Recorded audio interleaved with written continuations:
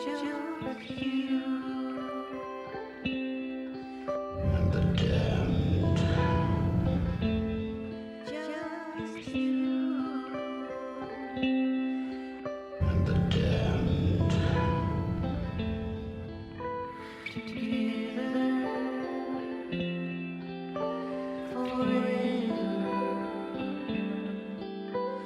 large house made of wood, surrounded by trees. Welcome to Twin Peaks The Gifted. And the Damned. My name's Bubba. You can find me on Twitter at Fit and Trim. That's FITTENTRIM at Fit and Trim on Twitter. And because I've been talking to a lot of high schoolers over the last couple of weeks, they don't use Twitter as much as they use Snapchat, so you can find me on Snapchat at Fit and Trim, and I'll try to snap things to make it purposeful. All right. With me, as always, the guy who likes to pick up the mail for me.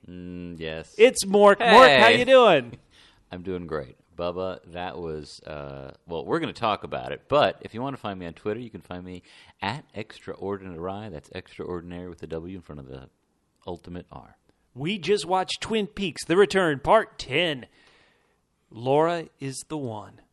Yeah. Mork, what is your ranking out of 10? I am going to give it 7 double C's. Double C's? Copulating coops. Man, I got really upset that he stole my sex move, Dougie Coop. That is the double flail. It's pretty good. It is pretty good. Yeah. I enjoyed it. A couple of things I had some issues with. I don't know if we needed 2 songs between the Roadhouse and Carl Rod pulling out the greatest hits, but I enjoyed it. Yeah, Carl Rod. I enjoyed him singing, but yeah, how about you, Bubba? Well, I want to give this little caveat before I say this. Uh-oh. Is this 2 ratings? Because people don't like that. I know that people don't like it. It's not 2 ratings, but the caveat is, while some of this was actually difficult and quite unpleasant to watch, yes, I'm going very high in my rating. Okay. I'm going with what I like to call, and I was worried you were doing the same one I was, what I like to call 9 double C's. Double C's? Double C's are what I like to call confused candy. Oh. Candy should be paired up with Dougie Coop. They would be the perfect couple. You almost wonder if Candy was manufactured by somebody to bring back, who knows, Laura? Hey, there's my tinfoil spoiler thing for the guests. Let me say that what this was trying to do, it did well. Mm-hmm. But God bless it, Richard Horne was running over a kid was bad. Yeah. Killing somebody in her trailer was bad. But that scene with Sylvia Horne and Johnny, oh my God, that was just very unpleasant to watch. I'm rating it a 9 because everything was executed very well, at least in my opinion. But oh my God, there are lots of this. Steven, I thought Steven was just a druggy loser, but then him treating Becky, his wife, bad there.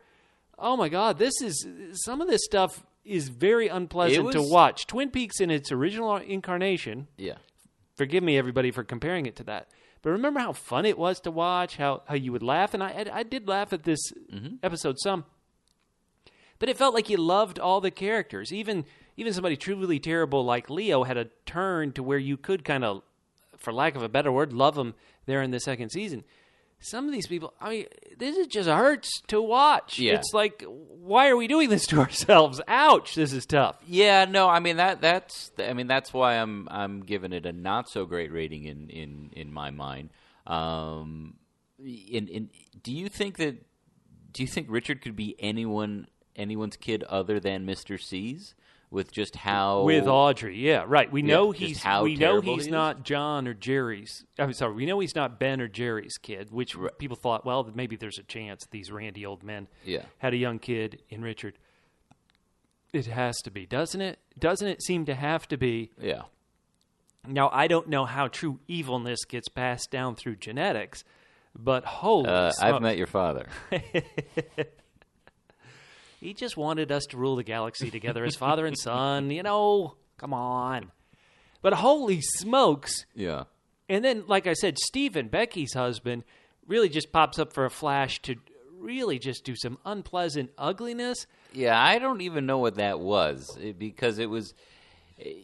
Yeah, I don't even know what that was. But should we? Where should we start? There's a lot to talk about. There is, but before we even dive into this, not, in my opinion, 9 out of 10 episode, we got to do some of our housekeeping right here at the front. Oh, I love housekeeping. Everybody, we are right now in the middle of our 3-podcast night. The TV scheduling gods cursed us by having Game of Thrones, which we do on our The Joffrey of podcast. We have Twin Peaks, which we're doing right now, and The Gifted and The Damned podcast. After this, we're going to watch everybody's favorite vampire apocalypse story. And when I say everybody, I mean everybody. The Strain, and that podcast is entitled Got Your Milk. We're doing them all on one Sunday night. Listeners, please, even if you don't watch those other shows, go find the Got Your Milk, the Strain podcast. Go find the Game of Thrones Joffrey podcast. Download them all and see if you can hear our mental state as the night goes on. I bet that Strain podcast we're going to do in about 2 hours from now. It's going to be crazy. It's going to be, well, like what's his name? Satrakian / Waldo Frey. We're going to be doing we're doing triple duty. I'm doing double. You're duty. doing triple duty. Oh my lord! Catfish and I are doing double duty. But no, that was yeah. So okay, so let's do some housekeeping. And one of the things we've been doing this whole time is we've been turning these around. This is almost an instant take podcast because we watch it, we do the podcast immediately. Listeners, we're going to have a bit of some fudging over the next 2 weeks because I've made the mistake. I'm going on vacation.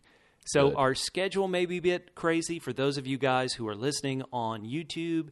And I don't really know how to read YouTube stats. I would guess it's about 1,000 people listen on YouTube. I'm not sure over these next couple of weeks for Part 11 and Part 12, we'll be able to immediately get them up on YouTube like we have, so we apologize. I'm on vacation. I'm going to Chicago, where I think our good friends in the I'm Worried About Coop podcast are from. Then I'm going home to Atlanta, baby. Hot Atlanta. And so our schedule the next 2 weeks may not be as immediate. We hope it to be, but just know we're going to try to get that out. And because we don't have commercials, we are giving away prizes when we wrap up this 18-part experience. We give prizes to people who give us a written review on iTunes and like our Facebook page, facebook.com/double P podcast. That's the word double, the single letter P, the word podcasts, plural, facebook.com/double P podcast. And once again, you double L's. Double L's? Well, that's a term. Now that we're at the halfway point, hopefully we don't have to explain means loyal listeners. But you guys have been giving us so many great iTunes reviews. We have to just kind of give a shout out to them because you're so nice. And it means you're eligible to win some of these incredible prizes we're going to be giving away at the end of the season, including a copy of Mark Frost's hardback copy of The Secret History of Twin Peaks. So, Mork, we got some from the USA store. Let's hear them. Okay, starting in the USA. This is from Dindelible. Great pod, 5 stars. Wow. Thank you. I really enjoyed the Ash versus Evil Dead podcast that you guys did with Thank Catfish. God that's not on the air now. And the Twin Peaks pod is equally impressive. Oh, if you like Mark Frost's book, you should check out a website by philosopher Jay Dyer called jaysanalysis.com. Very interesting insight on the esoteric and occultism side of Lynch's work. Huh. Oh, Good suggestion. Not only a nice review, some smart thoughts there. Mm-hmm. We got a review from HELL, yes. Nice. Hell yes. 5 stars from, is this F? Double L. I think he's saying hockey sticks. Hell yes. FGW Third Floor. Oh, I love that. Says, after groaning through several Twin Peaks podcasts with hosts who think they're hilarious, I found these dudes who actually don't think they're hilarious. Yeah, we don't think. Who know we're not hilarious. But they give us, say, really funny and super sharp A++. Thank you so much, FGW. Oh, so cool. Okay, this is from Mark Lack. Me and my doppelganger love this podcast. 5 stars. Hey. Well, then why didn't the doppelganger also leave a 5-star review? Anyway. That's 2 entries to the contest. Pretty smart, yeah. I don't want to quibble. Bubba and Mork are a great pair, like peanut butter and jelly and Ben and Jerry. Horne. Love their commentary and banter. talking about my favorite show and making me laugh. That secret history commentary was fun. It made me question some of my theories, which I think Bubba and I would like to hear. Yeah, I for sure. realized I was right and they were wrong, but listening was still fun. Well, then we definitely want to hear. But so many people realize that after listening to us. That's probably why we're here. But seriously, these two are great and a lot of fun. I'm enjoying all the podcasts and videos that have come up since they announced the new season, and this is one of the best. Thanks, guys. You're very welcome, Mark. Wow. Yeah. Oh, my goodness gracious. So kind. So kind. So we also got one from Lori Ann Bailey here at the USA iTunes Store. Simple title, Great Twin Peaks Podcast, 5 stars. I love these guys. They are OG Twin Peaks fans and have so much background info on the show. They definitely help me understand everything I'm watching in Season 3. Love when Mork does his deep, sexy voice. And the damned. Oh, man. Man, I wonder, we're going to have Janie Jones have you say that while looking at shirtless Dougie Coop. Shirtless. I don't think have some female gaze rocking here. I don't think Dougie Coop needed any help. Well, thank you so much, Lori Ann Bailey, for that review. We got 2 wonderful international reviews. One from our good friends across the pond in the UK. Oh, hell yeah! A double L. A double L? From a double L. Oh, 5 stars. Yeah. This is from Venchardo. Hey. Bubba and Mark breathe life into the post-episode discussion, and I look forward to listening to the podcast as much as watching the actual Twin Peaks episode. Oh, that can't be, but thank you for writing it. Most importantly, they bring interesting knowledge and tribute to the table without the smug geekiness you get among a lot of fans and superfans. Great work, guys. I really enjoy having you along for the ride. P.S. Like many gifted and the damned listeners, I love the running alliteration joke. Here's a double L for me. Double L from you? Lots of love. Oh, man. Hey, let's go down under. Here we go. It's Steve Arts, 89. He's a Bookhouse Boys Club 5-star review. I'm enjoying your podcast more than The Return. Oh, that's too bad. I love to listen to you guys at night. You remind me of the late-night radio talk shows they always show in American There's someone TV behind movies. you. Look out. Like you said that. He says we're like the one they show in the movie Psycho 4. He goes, they don't really have them in Australia. I'm both a Twin Peaks fan and a David Lynch fan. I hate it when people say, if you don't like The Return, you're not a Twin Peaks fan. Twin Peaks was different from Lynch's movie. Man, I agree with you, Steve Arts 89. When I watch, I really enjoy enough to watch again, while I'll regularly marathon the original Twin Peaks. I think Twin Peaks fans have a right to be upset. I'm frustrated with Lynch. He knew what the fans want. He took Showtime's money to make a 3rd season and did something else. Perhaps something people love more, but not really. In Steve Art's opinion, Twin Peaks. Ooh, well, that's tough. I think everybody's opinion is cool, and I feel bad that Steve Arts isn't enjoying it. I feel weird, I guess, in tonight's episode we're reviewing that I keep talking about I'm giving a 9 out of 10, and yet I'm not sure actually how much I enjoyed because some of these characters are just so evil. And my Lord. It was pretty brutal, but I would just say to Steve, hey, look, we're halfway done, and yeah, it could totally turn around. We'll see what happens down the road, but at this point, I think everyone is still forming their opinion. And I note that frustration that Steve Hart gets. Sure. I get people, and I love all our listeners, and hell, take me to task anytime you want. I'm no genius, but people are suddenly like, oh, you and your preconceived notions. I was only thinking to myself, my preconceived notion that when I watch a scene of 2 minutes of somebody sweeping, I get bored? Yes, right. What a terrible preconceived notion I have. Well, to be fair, most of the look at my apartment. I haven't swept it. Yes, you definitely haven't, but only because I would say you only haven't swept so no one would film it and then show it to you. It's a precautionary measure. Yeah, I understand that. And what was great in tonight's episode, one of the moments that I thought was good to watch, and I did laugh, is when our casino brothers, they were looking at Candy and were like, yeah, come on, get on with it. Yeah, right. They were like me for a bit. I was like, good work, casino brothers. Yeah, there was a moment where Jim Belushi was reading my mind, when he was waiting on Candy to get to it. So, and Candy, everybody who maybe hasn't been listening to Twin Peaks The Gifted and the Damned from the beginning, way back. Someone really thinks that's sexy? Way back when when we got a copy of the book, The Secret History of Twin Peaks, autographed by Mark Frost, we also had lovely Amy Shields, who plays Candy, autograph it. And boy, I wish I knew about her character way back then to be able to talk to her about it, because now that she's actually in Part 10 really come to the forefront as a character, I did giggle at her a lot. I did. No, she did a good job. I think all the girls did did a pretty good job. And I mean, they're not given a ton to do. I mean, they're meant to be kind of, props for these guys who see themselves as, Frank and Dean.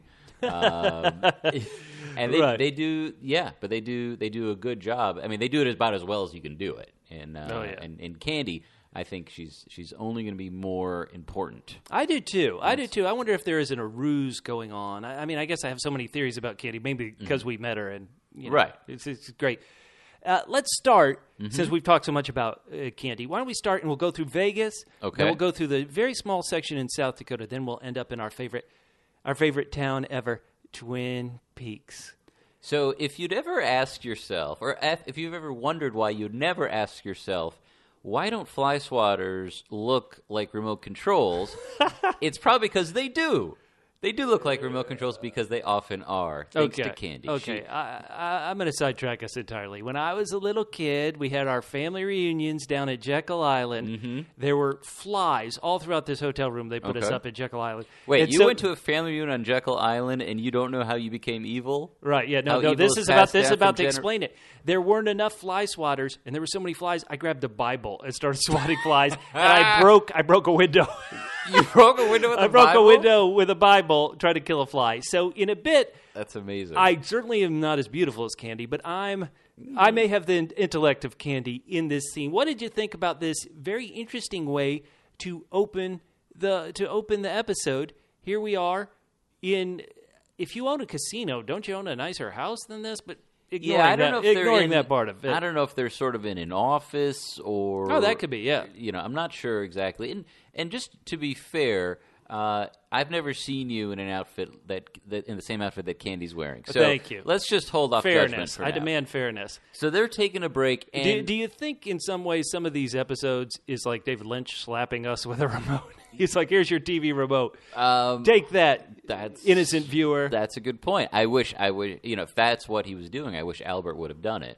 But, so she is the Aaron Judge of Showgirls and crushes... Now, which Mitchum brother is this? I can't get the name straight. Yeah, I'm getting them messed up, too. This is the actor Robert Nepper. When he was announced as being in this Twin Peaks, The Return, so many people were so excited. People have loved him on Prison Break. And he definitely has a great presence, but as to which brother he is, let's see if this is real time, folks. We're trying to find out. What do you think of his, hold on. What do you think of his performance and famed actor James Belushi? What do you think of them as performers, as characters? We haven't seen too much of them, but it feels like they've got a good part here. How do you think of them so far? Well, I think it's a little tricky because they are meant to be, on the one hand, kind of these cartoonish Las Vegas mobster guys, and then on the other hand, they're putting out a hit, or they're going to put out a hit on Dougie Coop, and so right. No, that's a good call. It does kind of undercut the stakes of that. If one guy gets smacked across the face with a remote control, do we really think that he's going to be able to put together murder for hire against our boy? So I think they're fine, mm-hmm. but I also think that they're kind of filler. Ooh, okay. I guess I tend to find the casino, I guess, one of the locations that I find a bit more interesting. So I don't see them quite as filler, even though you're right in the story. It feels like it does have to end up in Twin Peaks, and it does have to feel like tonight's episode, No Show Mr. C versus Dougie Coop in some way or how. So, yes, I can see that part of it. But I guess I'd say I really like him so far. So there's Rodney. Robert Nepper is Rodney. Okay. And then Jim Belushi is, what's Jim Belushi's name again? He is Bradley. Moby. He's Bradley. He's not, Moby was in the band. So Bradley and Rodney. Okay, so Brad and Rod. Brad and Rodney. And so we, once again, opening in the episode, and she innocently, we'll see, smacks him upside the face, and then it convinces them to turn on the TV. Ike the Spike, of course, two casino owners are going to know about Ike the Spike. Absolutely. The cops know him. Everybody knows him. Everybody knows him. Apparently, the news producers still thought he should go after Weather. Yeah. murderer caught red-handed. But first, let's look at your 5-day forecast. Yeah, look, if apparently he was unsuccessful. So because it did not bleed, it did not bleed. It didn't bleed. It didn't not bleed. Well, Ike bled himself, right? Oh, that is true. Yeah. Oh gosh. Yeah. So they're consoling him. We get to see a little bit of Janie Jane. This we've seen before, maybe from a different angle. But so this is actually kind of confusing to me because they already know Dougie Jones, but Dougie Coop Jones, right? Same thing. But they know him as Mr. Jackpots. As do we. He's got many aliases. Right, but so it sort of seems like, oh, okay, they don't like this guy already. Like, they want something from him. So I don't know if they need to kill him necessarily. But, it seemed like they were already looking for him,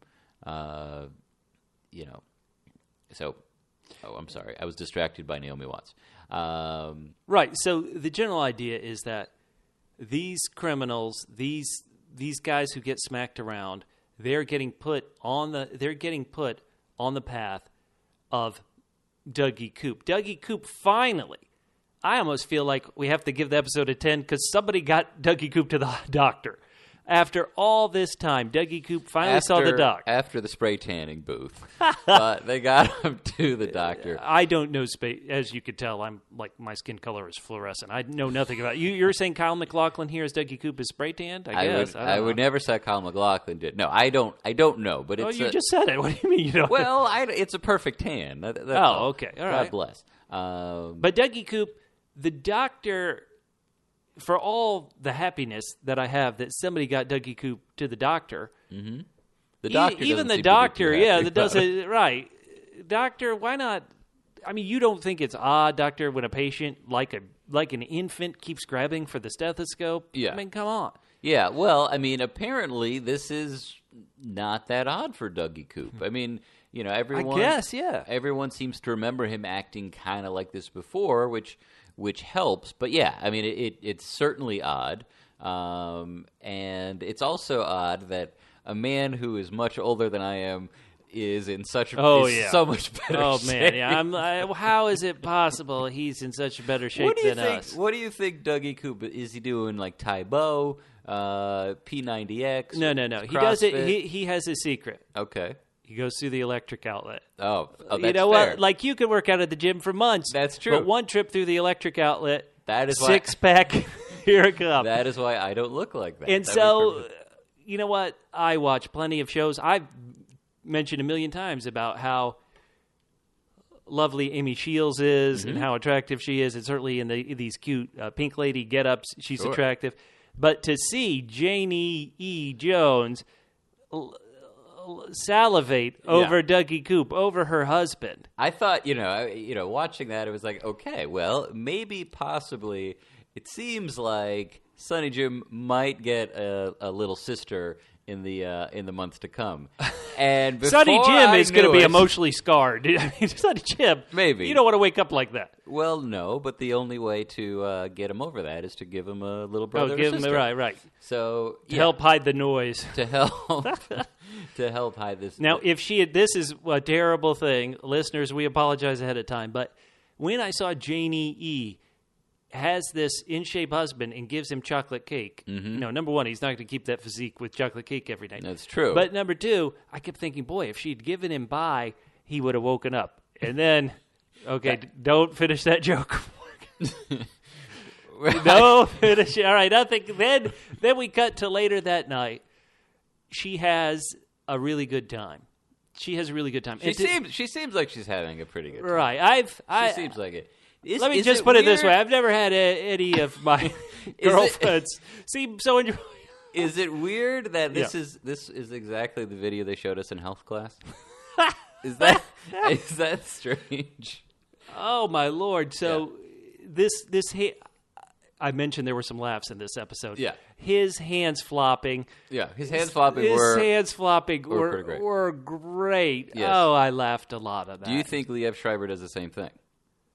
Okay, just so everybody knows, Naomi Watts' real-life husband is Liev Schreiber, who... Also on Showtime. Ray Donovan, Ray Donovan. And Dougie Coop's face. This, you know what's so funny is I was laughing at this, but a part of me also thought, should I be laughing at this? Is this and of course, me being someone as silly as I am thinking, is this too silly? Is this just too ridiculous to laugh at? But I still did. I still enjoyed it. I still laughed. No, it was, I mean, hey, look, Dougie Coop has been dealing with a lot of stressful situations, and it's nice to see him get a little bit of stress relief.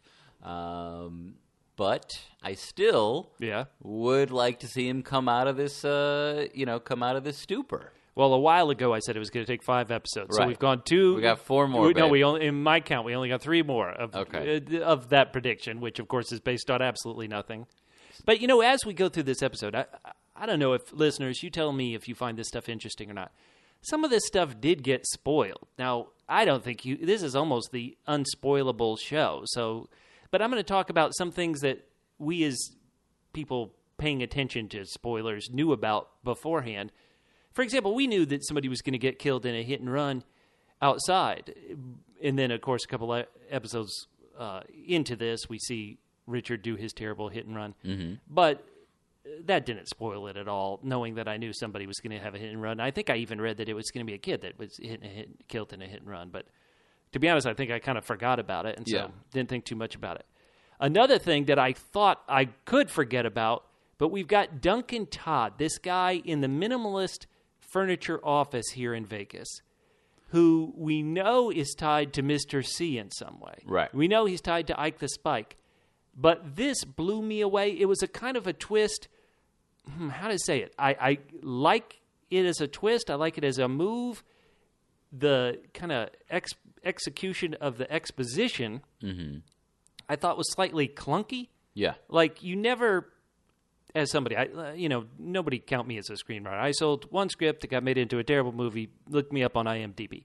But one of the things they always say is that a lot of times you don't have 2 characters talking about things they both know. Mm-hmm. Because why would people talk about, why would you, sure. Here are things we both know. Let's review them because we both know them. Right. And so it felt a bit like this, but I do like the idea of, once again, I would call it the threads coming together of now, here's somebody from the Lucky 7 insurance company coming and having this connection, this nefarious connection with Duncan Todd. And somehow it ties into the Silver Mustang Casino, too. Right. Well, I don't remember the Silver Mustang burning to the ground, or maybe it's a different casino that burned to the ground. Yeah, that theoretically happened before this. Happened a while ago, and I don't know much about Las Vegas, but they seem to have recovered pretty nicely. I mean, they got a brand new casino. It seems like it's doing just fine. They had a casino, once again, I guess if the show had the exposition awkward, I'll try to have the same awkward exposition here. Before the Silver Mustang, they had a casino, which I would guess... Is this going to be part of Plot Check? Yeah, this is plot check me, listeners. So they had a casino before Silver Mustang that I'm going to guess they burnt down in arson. Sure. Then, through these scumbags, they took the insurance money. Even in arson, I think you would get some of that money somehow got funneled out to... Is this Richard Armitage? What's this guy? What's this insurance guy? What's his name? Anthony Sinclair. Oh, Anthony Sinclair. God, I don't know what name I just said. So Anthony Sinclair and Duncan Todd had some scheme. I don't know how you would profit from this. How do you think you could profit? Well, I guess it doesn't. I don't know how they rebuilt the casino if they're about to be denied a $30 million insurance claim. So maybe that's the only thing I think of is that it's a different casino that they own in a different part of the state, or so whatever. Anthony Sinclair, Tom Sizemore, comes to the brothers, Rodney and Bradley. And one thing I feel like I do have to mention.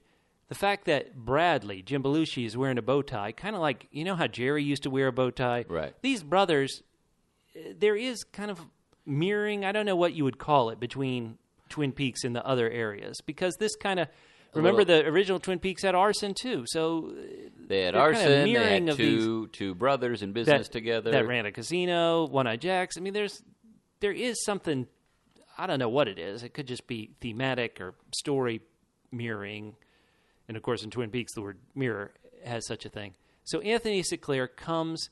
Candy has this bit, which I admit I laughed at for a second, where she is having trouble. This is either a ruse, and she's undercover trying to find out about these brothers, or my tinfoil hat theory, she's like a manufactured person, just like Dougie Jones was. I don't know why I'm coming with these, but she is light years ahead of. I don't think Dougie Jones was able to get the guy's gun out of the hand and all that, so he would have also probably been able to kill a fly. But yeah, so it takes a while, and Bradley. I think Bradley says it was 4 hours. Right. That was funny. And what's interesting about these guys, and I don't know if it's because I just generally like Jim Belushi. I guess not many of his movies, his sitcoms wasn't very funny according to Jim and all this stuff, but I've seen interviews with him. He seems like a very likable guy. And so I kind of want these. One thing they said about Anthony Sinclair is they go, I wouldn't trust him. Right. And so a part of me was hoping that they weren't going to believe him. That they weren't going to believe him. Yeah, exactly. Yeah, but then, I thought that's what, because, when they shoo him away, and this is, I'm pretty sure, we don't know too much about Anthony Sinclair. I'm pretty sure this is not the most fun he's ever had in a casino. No. But they shoo him away, and they don't seem to be, too grateful. They don't seem to be, really... And he does such a poor job of selling it. You have an enemy. You have an enemy. Right. It was a little. It was a little much. And some. There's a few of these scenes throughout, and this is one of the reasons why I did not give it 10 double C's. But in this scene also with Duncan Todd earlier, where Duncan Todd is kind of warning him, well, if you don't do this, right, then you're it was like these. They're trying to make them seem more important to the story than how I think a lot of us feel. And well, once again, I just to differentiate myself from you, I would say they're trying to give the story stakes. I said, I tend to find the casino kind of one of the more interesting things. And while it's not my greatest mystery, I would kind of like to know what's going on with this scam that they're pulling at Lucky 7 Insurance. But I see those scenes of these are stakes. You're going to do it or else you'll get killed. You're going to do this. And so maybe the story doesn't feel like it has stakes to me, and that's what those kind of monologues almost feel like, where I'm brooding and I'm threatening. Right, and I don't really care what happens to Anthony Sinclair, and I don't really care what happens to the Mitchum brothers, and I don't really care what happens to Duncan Todd. So for those stakes, of course I care. I don't want Coop to be assassinated. Okay, all right. But for these guys, no, that's fair. That's fair. I'm not really feeling it. So they come back to their pad, their party pad, their house, whatever this place is, and correct me if I'm wrong. They're like, we do have to kill Dougie Coop. Yeah, one thing just to backtrack to Anthony Sinclair. This is one of my favorite. I don't know if this is an intentional line, but when he described their casino having burned to the ground, it had badly burned to the ground. I'm pretty sure that if anything burns to the ground, it's pretty badly burned. You want to know how. That is true. They had a 3rd-degree building burn, and it collapsed to the ground. So, no, just haven't. And so I like this episode a lot, even though Mr. C wasn't in it. Did you miss Mr. C? Because you are a Mr. C fan. He was your favorite new character, right? Absolutely. Now, and we'll get to this, but I'm hoping now that Mr. C is going to kill Richard Horne. I don't know how that's going to happen exactly, but at this point, Mr. C has brought so much evil into the world. Some of it I don't really mind, when he's hanging out with Beulah and Jennifer Jason Leigh, that's fine. But via Richard and some of these other things that are going on, it's a bit much. So maybe he can. I don't think Mr. C is looking to redeem himself, but it would certainly help me as a big supporter of Mr. C. So, anything else you want to talk about?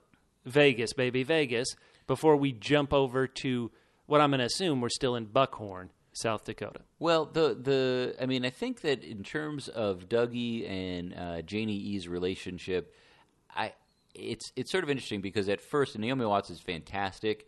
And she's been doing a lot with not so much, early on, and now she has a little bit more to do.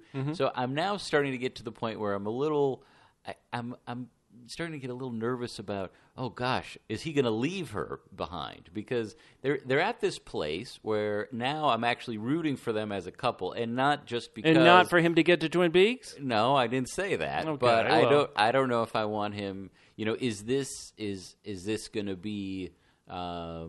Is this? I don't know if she's going to replace Annie. But is this going to be, because Coop throughout season 1 and season 2 there was a love interest. So I don't know if they're going to do that at all. But I'd be rooting at this point. We don't know if Annie even exists, right? Yeah. Do me a favor. Yeah. Name what you want to happen. Do you want the season ends? Cooper's back. He realizes he has a family, and he's like, okay, Janie E, let's go back to Vegas. What do you want? I'm just saying that I am already a little nervous about them splitting up. I think they're going to split up. So you want them to stay together? I would like them to stay together. Okay, that is a short. You know what that was? I would like them to stay together. What? A frigging short declarative sentence, Mork. I'm trying. We're like only halfway through. Not in Twin Peaks, but in my desperate attempt for you to say what you mean, buddy. Well, sometimes, there's a lot going on in these episodes. There isn't a lot. There's nothing. There's 2 minutes of sweeping. You can say what you mean, baby. So you ready to go to South Dakota, or you got more? Yes. Thank Jesus. All right, so let's go to South Dakota. Another thing I liked, I told you Constance and Albert had a connection last week. This is what I wanted to see. I'll admit, I'd actually rather hear them. I'd love to see what they're saying. These two could have a great dialogue, Albert Rosenfield, Constance. Are we supposed to think that Cole is listening in with his? No. I think he's just, of course. I think he's like, hey, look, Albert's finally being nice to someone. Right. Albert's flirting. Like, who ever thought you would ever see that? So did you think it was odd, and this is, when Tammy comes over, she puts her hand on his shoulder, he puts his arm around her back. Does that seem odd to you for two FBI agents to be, even if they're super friendly? I would say realistic FBI agents. FBI agents in this show, no. I thought it was a charming moment. Of course you'd, you'd buddy with people you spend all your time with. Right, but that on top of Denise's warning, or in episode 1 or 2 about Cole and some of his subordinates. I guess I heard that warning, but I haven't seen anything, in my opinion, to truly back it up. As a director, though, I worry about David Lynch and Christabel, because like when she comes up to knock on Gordon Cole's hotel room, she's in slow-mo. Oh, well, she's in slow-mo. Why? What's going on here? Oh, that I felt was just sort of selling the, how loud it was going to be, when she banged on the door. Because he really. So let's get to this. Gordon is, as anybody would, he's doing some of his art projects while he's having a fine bottle of wine. A bottle of wine, sure. Go for it on our tax dollars. FBI spending our money. Albert comes, but before he sees Albert, instead of seeing Albert, he opens the door. And he has this very bizarre vision of Laura. Now, this is Laura from Fire Walk With Me when she went to go see Donna, I believe. And we hear Donna. We did? That's well, we heard some, and maybe we can just take a beat to hear it again. All right, so why do you think this happens? What do you think? Why would Gordon, who, if I understand anything, according to the closed captioning, now you can't trust closed captioning, that was Sarah Palmer saying Laura. Okay, not all right, Donna. thank you. Sorry, okay, so why would Gordon, who never knew Laura, who, certainly came to town a couple of times, but it never seemed like Laura Palmer was what brought him to Twin Peaks in the original series. Like the first time he came because Cooper had been shot. Mm-hmm. And then I think he came back also because of Wyndham Earle. Gordon... Well, and Coop, I think it was... it was Wyndham Earle and then being the suspension.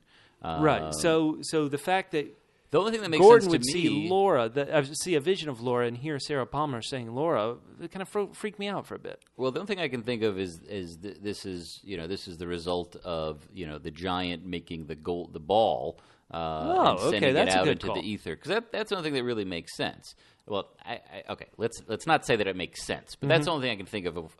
She's I don't know, she's trying to find her way home. She's Now, but at the same time, why is she's not smiling? Like she was smiling in the Golden Ball. Right. That vision was of Laura crying. So Laura, that is that's definitely a lot different, and it's certainly unsettling. One thing, just to back up really quickly, are we supposed to, we all know that David Lynch is, he's a great visual artist and a painter and all that. Right. Are we looking at the drawing? It looks like it's a little dog with antlers, or well, it made me think of remember he did that cartoon series, Angriest Dog in the World, for a while. That appeared in like alternative weeklies, like LA Weekly here in Los Angeles. Okay, so you think it's reference to that and not our frog fly who crawled into the young girl's mouth? I'm not saying it couldn't be. I'm just saying that didn't occur to me. Did that, when you saw that, did you see frog fly? To me, I saw a weird animal. Okay, fair enough.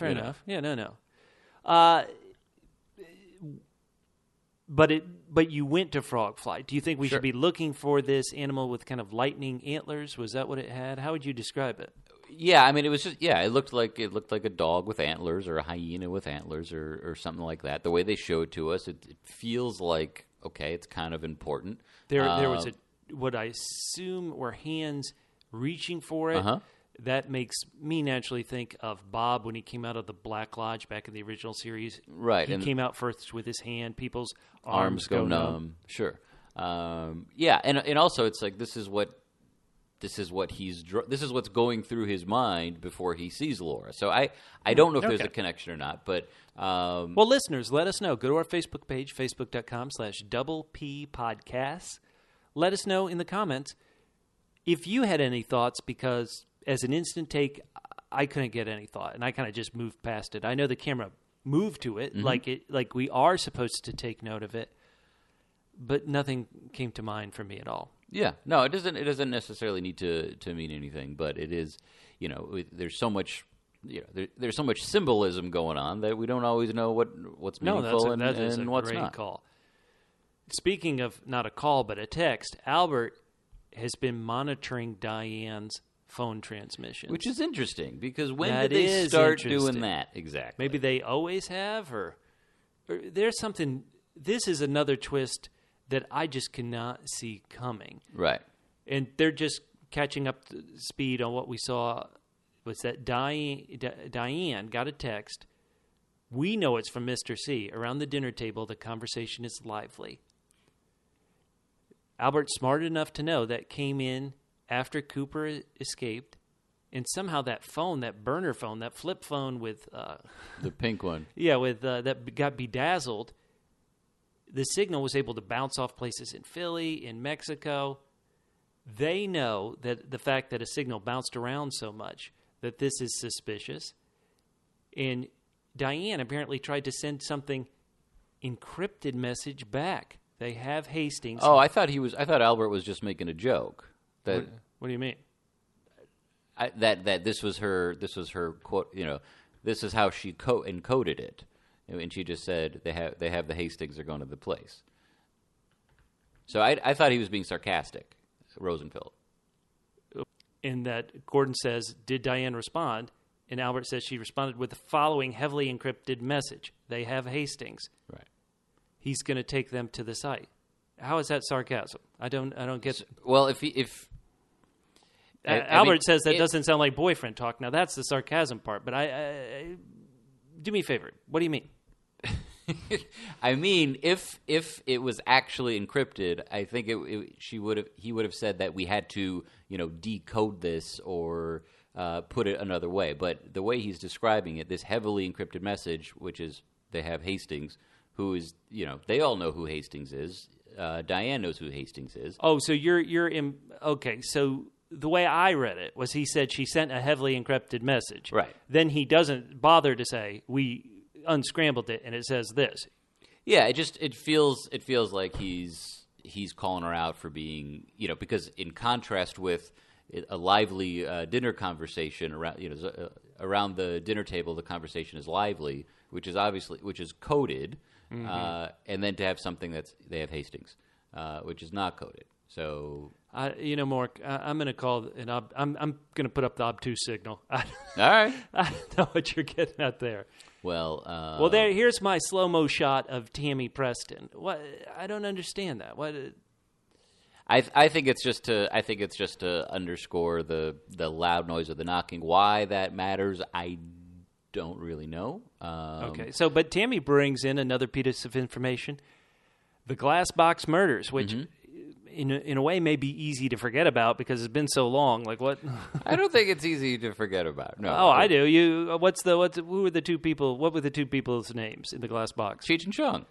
Okay. It doesn't Point matter. for Bubba. It was Sam, and Sam was the guy. They never said that on there. What was her name? They remember?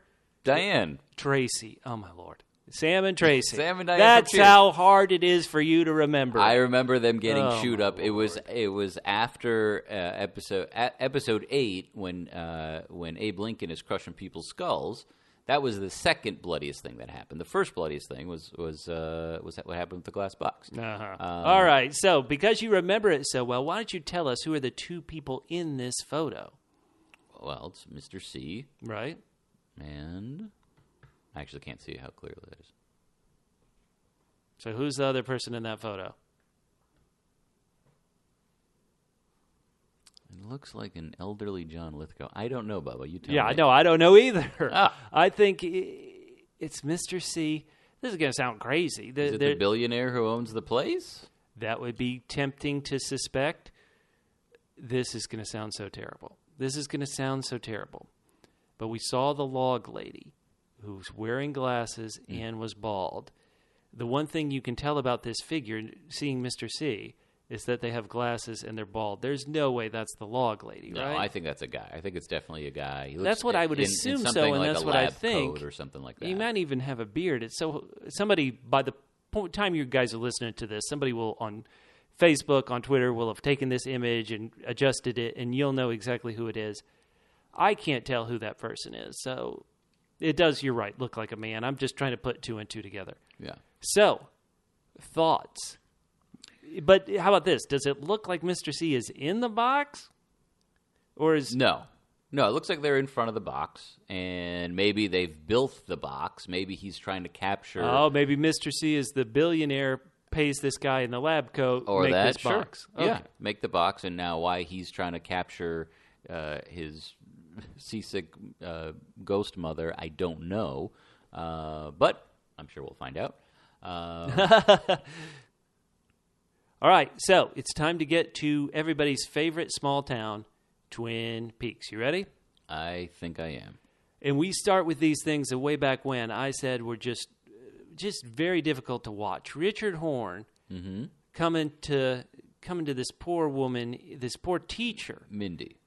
No, I don't. It's not Mindy. It's what is it? Well, I don't know exactly, but I do know that he apparently is not a fan of the United States Postal Service. He does not want her mail-in letters. This is just so difficult to watch, so painful to watch. Well, but what I liked about it, and what I liked about it's Miriam, and what I liked about how they did it, in comparison to a lot of the other stuff that they've done this year, is this violence is, for me, it's a lot scarier when you're not actually seeing it. You're hearing it, you're aware of it, but you're imagining it, and so this is. Unless there's something really, I guess, important that needs to happen, I like my violence. You don't need to see it. No, you don't. You don't need to see it. And part of it also is, he's just kind of just so brutal, and it's not like he's, like a cool ninja or anything like that who's got skills. Like he's just a brutal. No, he's just the worst. Monster. He's just the worst. And what's so funny is Deputy Chad is terrible and terrible and terrible. And yet I'd have 20 Deputy Chads over Richard Horne. This guy is just, oh, my God. Yeah, no. What he does to this teacher, Miriam, is terrible. We go in, we see that she's on the floor, she's bloody, and then we cut to the Fat Trout Trailer Park, and we see another scene of a guy brutally treating a woman. Just, so terrible. Now, I was talking about stuff we knew. We knew that there was going to be a coffee cup smashing through a window. That was one of those spoilers that was out there because people were here and able to see these scenes filmed, just standing on a street corner or wherever. But the fact that I knew a coffee cup was going to smash through a window, of course, it doesn't in any way spoil this scene at all. Right. But this scene is just another one that is difficult to watch. Steven is complaining to Becky that she needs to get a raise, I guess, because they got to buy more drugs.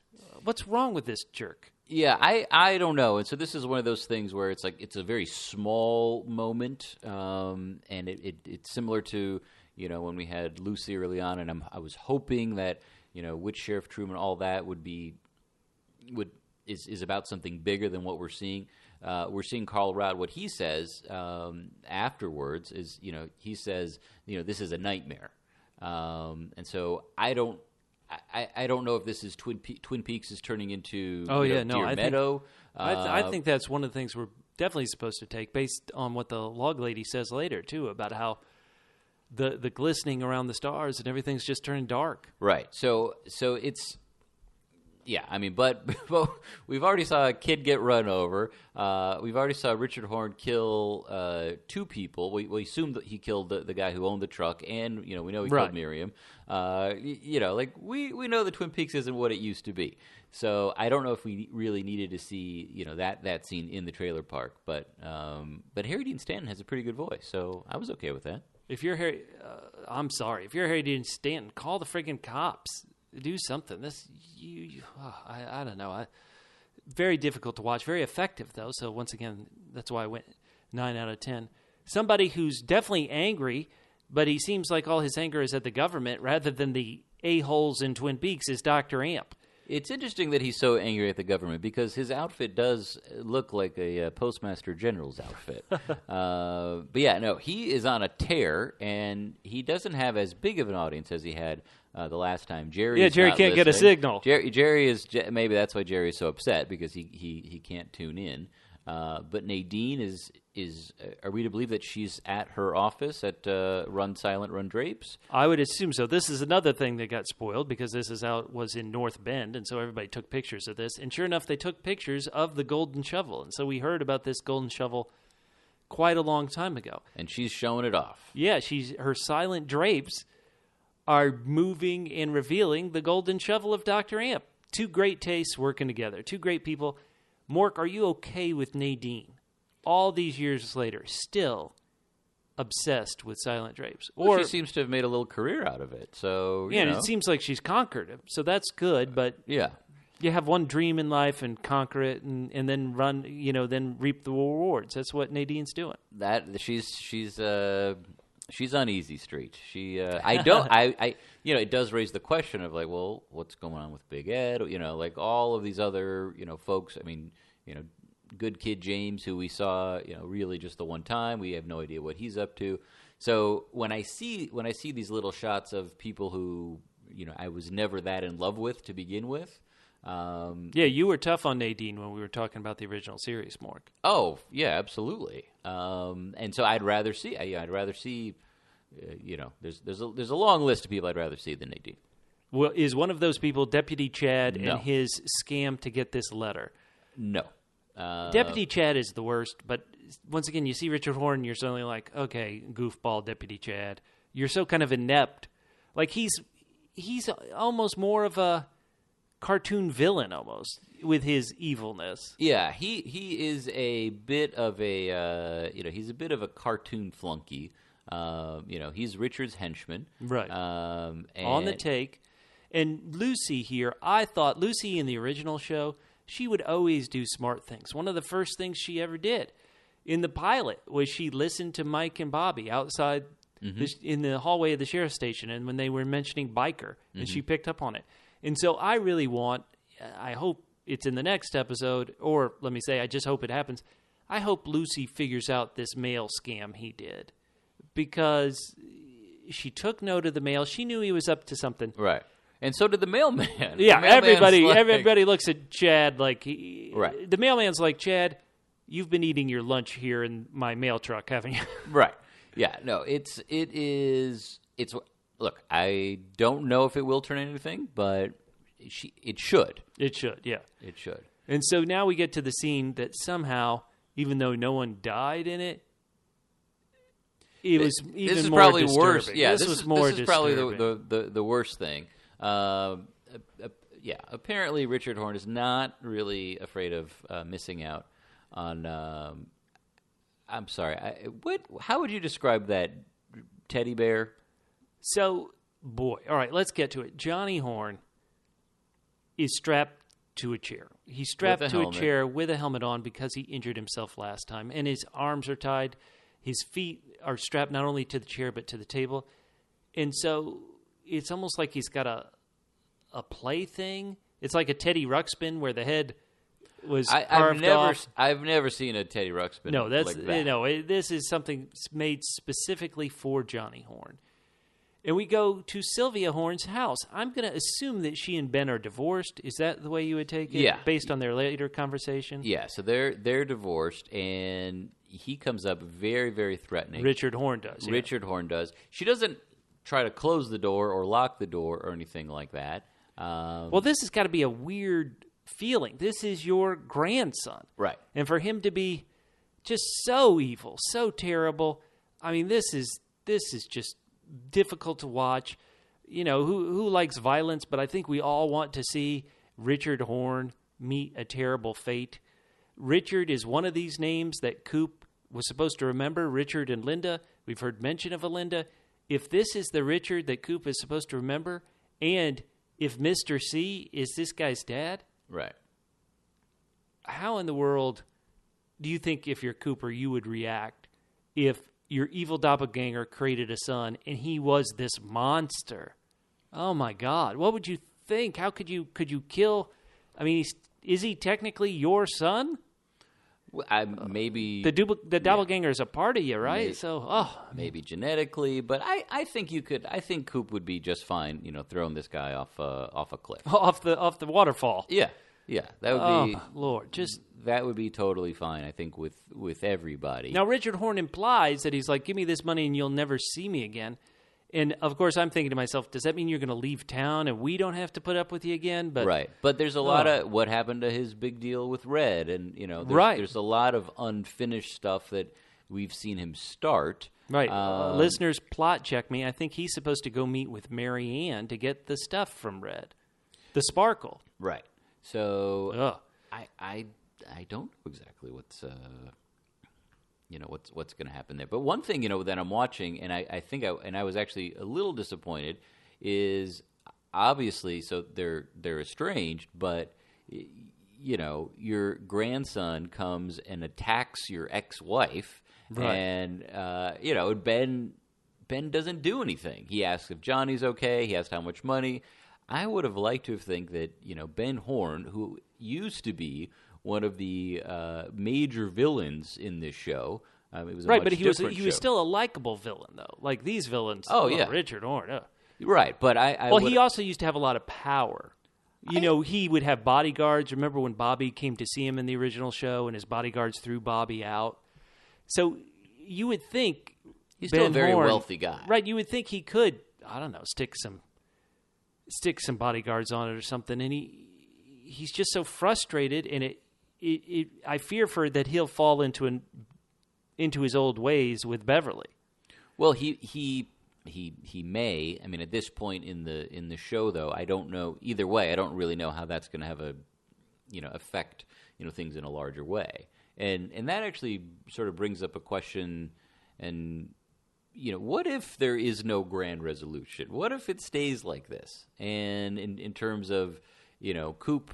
Maybe he does come back, but there isn't a big. I mean, we're halfway in, right? And we're still. Some of the threads are coming together, but at the same time, we're still Dr. Amp. I'm not sure exactly how he's contributing to the larger thing. So that's starting to become. It's a small fear, but okay.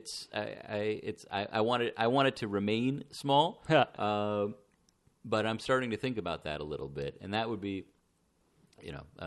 On the one hand, a masterstroke from Lynch and Frost to basically not pay anything off after 25 years. On the other hand, I might be a little disappointed. Well, we still have 8 hours left, right? So we still have 8 hours left for them to get something through. We're going to have to hope. We end this episode on Margaret, the log lady, talking to Hawk, having this conversation, which I took to mean that so much goodness is leaving the world. Now, she says electricity is humming. Mm-hmm. You know that's trouble. She says you can hear it in the mountains and rivers. I would also say that's trouble. You can see it dance among the sea and stars. Dancing was what those little men do, glowing around the moon. Mm-hmm. And so here's where it takes the turn, though. She says the glow is dying. And so that, to me, was kind of like Twin Peaks was always this perfect place that because it was so perfect, you had to pay for it by this bit of darkness. And it feels like that darkness is overtaking everything, and the glow is dying. And so apparently it's going to take the Truman Brothers, Hawk, this kind of family, family, you would say, to get things right in the world. Well, then what that says to me is that everyone is going to end up back in Twin Peaks, including Mr. C. I don't know if Duncan Todd, I don't know if the Mitchums are going to get back there, but certainly Mr. C, certainly, Albert and Cole and Diane, who we're assuming is now in bed in league with Mr. C. Right. We don't know too much about it, and I think, it's a great twist. I am a little nervous about what else we're going to learn from that from that collaboration.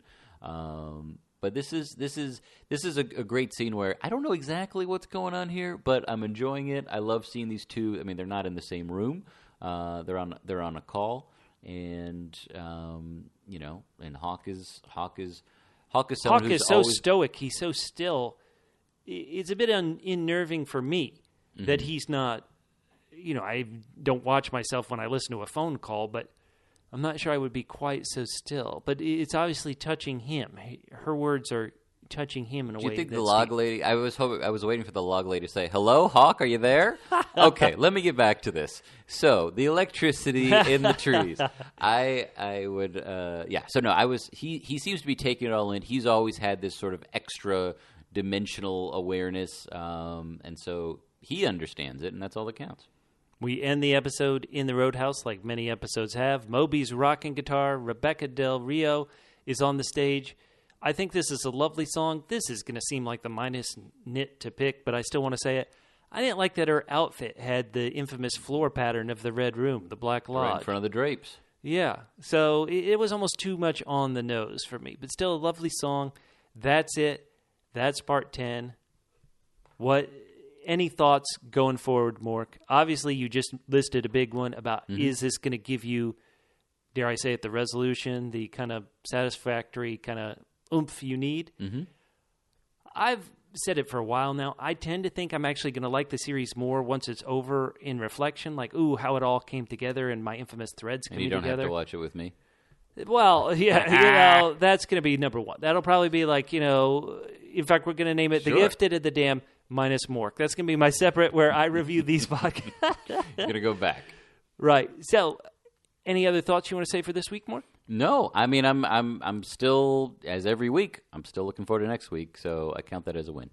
Oh, yeah. We're looking forward to it, too, even though, once again, listeners, I'm on vacation. Our schedule might get a bit different as we go through these next 2 weeks. So we will be back, though, for Part 11. There's a fire where you're going. Oh, boy, that's trouble. Oh, man. Part 11 next week. Go to our Facebook page, facebook.com/Double P Podcast. Let us know what you think. Let us know where we're wrong. Boy, you'll probably be writing forever on our wrong comments. My name's Bubba. You can find me on Twitter @FitandTrim. That's FITTENTRIM, @FitandTrim on Twitter. Mork is at extraordinary. That's extraordinary with the W in front of the final R. And we'll see you next time on The Gifted. And the Damned. Gifted. And the Damned. Gifted. And the Damned. Gifted. And the Damned. Gifted. And the Damned.